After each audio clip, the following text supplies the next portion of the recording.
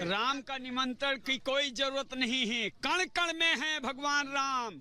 चंदन है इस देश की माटी, तपोभूमि हर ग्राम है। हर नारी देवी की प्रतिमा, बच्चा बच्चा राम है। यहाँ निमंत्रण की कोई जरूरत नहीं। जो अभागा होगा, जो पापी होगा, जो नहीं आ पाएगा वो पापी है। जो आएगा वो भगवान बुला रहे हैं, कण कण में भगवान है। क्या मिश्रा जी, न्योते को लेकर राजनीति होगी, आमंत्रण को लेकर राजनीति होगी, ये तो शायद किसी ने कल्पना भी नहीं की होगी।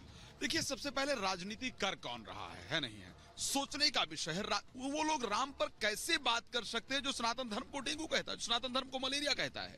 श्री रामचरितमानस के अंतर्गत एक चौपाई के झूठा ही लेना, झूठा ही देना, झूठा ही भोजन, झूठ चबेना। कुछ लोगों की ये विचारधाराएं होती है कि झूठ ही बोलना है चाहे कुछ भी हो जाए। जो लोग आज तक बाबर का समर्थन करते आए, आज तक औरंगजेब का समर्थन करते आए, वो अगर श्री रामचरितमानस पर और भगवान राम का अपमान नहीं करेंगे तो क्या करेंगे? आप एस्पेक्ट में उससे क्या कर रहे हैं?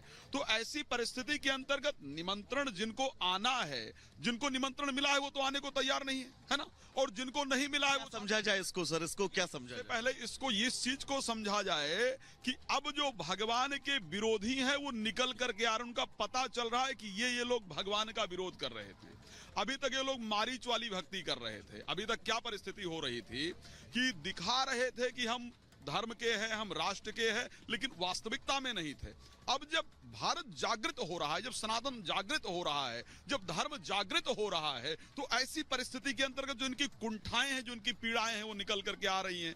कई बार संभाल ले जाते हैं और कई बार नहीं संभाल पाते हैं तो निकल आती है। तो ये विरोध जो है, ये सिर्फ राम मंदिर का विरोध नहीं है, ये पूरे सनातन का विरोध है। ये वास्तविकता में धर्म का, ये भारत का विरोध। मैं आपको एक वाक्य याद दिलाना चाहता हूं, मुझे नहीं कहना चाहिए, लेकिन पंडित जवाहरलाल नेहरू ने जब फ्रेंच के डेलीगेट्स आए भारत घूमने के लिए, 1953 की बात है, 25 से 30 लोग आए, पूरे भारत का भ्रमण किया और आकर के उन्होंने कहा कि नहीं जी, भारत का जो कल्चर है वो बहुत सुंदर है, यहाँ का संस्कार बहुत सुंदर है, यहाँ की व्यवस्था बहुत सुंदर है। तो सिर्फ पंडित जवाहरलाल नेहरू ने एक लाइन कह करके मीटिंग को खत्म कर दिया कि जिसकी आप बात कर रहे हैं मैं उसी को खत्म करने का प्रयास कर रहा हूं। तो जिसका प्राइम मिनिस्टर खत्म करने का प्रयास करता हो, आज आप क्या एक्सपेक्ट करते हैं उससे? भाई, जिन्होंने राम मंदिर में भक्तों पर गोली चलवाया, आज कोठारी बंधु शायद सभी को याद होंगे, तो ऐसी परिस्थिति में उनसे क्या एक्सपेक्ट कर रहे हैं कि वो राम मंदिर का निमंत्रण स्वीकार करेंगे?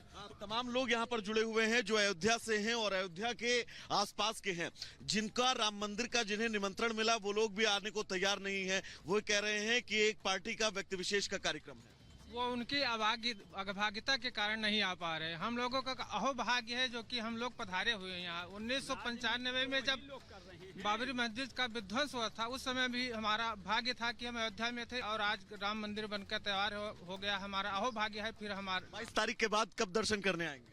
हम तो हमेशा दर्शन करते आएंगे, जब तक राम जी बुलाते रहेंगे हम आते रहेंगे। हम लोग सनातन का विरोध करते हैं, उनको लेकर क्या कहेंगे? सनातन का जो विरोध कर रहे हैं वो पूरे हिंदुस्तान के सनातन के जो है दुश्मन हैं। उनको जो है अभी पता चल जाएगा कि राजनीति कौन कर रहा है। राजनीति यही लोग कर रहे हैं।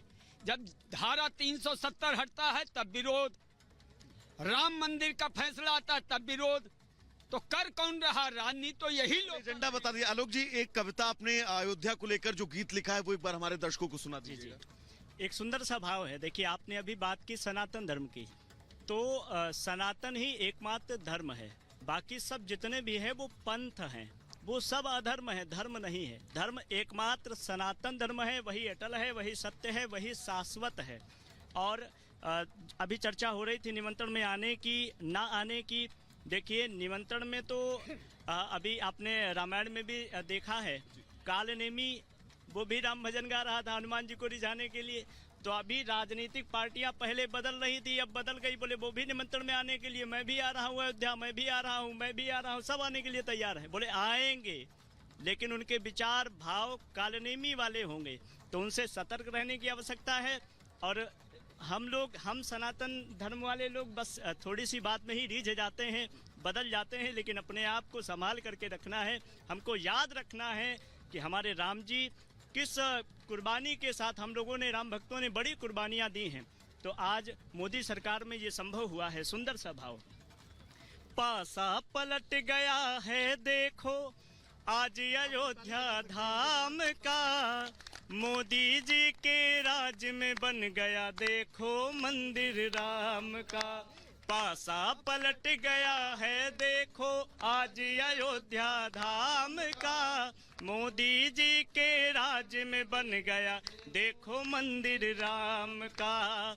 भारत देश में नई दिवाली मिलकर सभी मनाएंगे, हर एक घर में खुशियों के हम मिलकर दीप जलाएंगे, झंडा राम का लहराएंगे जयकारा भगवान का, झंडा राम का लहराएंगे जयकारा भगवान का। मोदी जी के राज में बन गया देखो मंदिर राम का, मोदी जी के राज में बन गया देखो मंदिर राम का। और हमारे पूर्वज वो राम भक्त जो अपनी कुर्बानी देने के लिए मानो चल पड़े हो, राम जी की सेवा के लिए, राम जी के मंदिर के लिए घर से निकल पड़े थे, वो भाव कैसा है। रथ के पहिए चल पड़े थे राम भक्त जो कहलाए, साधु संत भी निकल पड़े थे चाहे जान चली जाए, याद करें उनकी कुर्बानी गर्व करें बलिदान का, याद करें उनकी कुर्बानी गर्व करें बलिदान का। मोदी जी के राज में बन गया देखो मंदिर राम का। मानते आप मोदी जी के राज में मंदिर बना है, और कोई राज होता तो क्या होता? देखिए, वास्तविकता में मोदी जी के राज में मंदिर बना है और बहुत सुंदर है कि आज आप सुंदर घोषणा सुन रहे हैं। सबसे पहले एक बार मैं और चाहूंगा कि जय घोष इतना तेजी से होना चाहिए कि जो सनातन का विरोध कर रहे हैं, जो मंदिर का विरोध कर रहे हैं, उनके कानों का पर्दा फट जाना चाहिए, तब वास्तविकता में हम असली सनातनी हुए। जय श्री राम, जय श्री राम, जय जय श्री राम। तो मैं कहना चाहूंगा जो मेरे सनातनी हैं कि सजा दो दिल को गुलशन सा, अवध में राम आए हैं। अच्छा, अब क्या है, मोदी जी नहीं आते, ये मामला आज से नहीं चल रहा, आप सब लोग जानते हैं। 560 वर्षों से हम इस लड़ाई को लड़ रहे हैं, आज से नहीं लड़ रहे, और बार बार राम जी को काल्पनिक कहने का काम किया गया। मैं कैसे नहीं मानूं कि और पार्टियों ने राम जी का विरोध किया।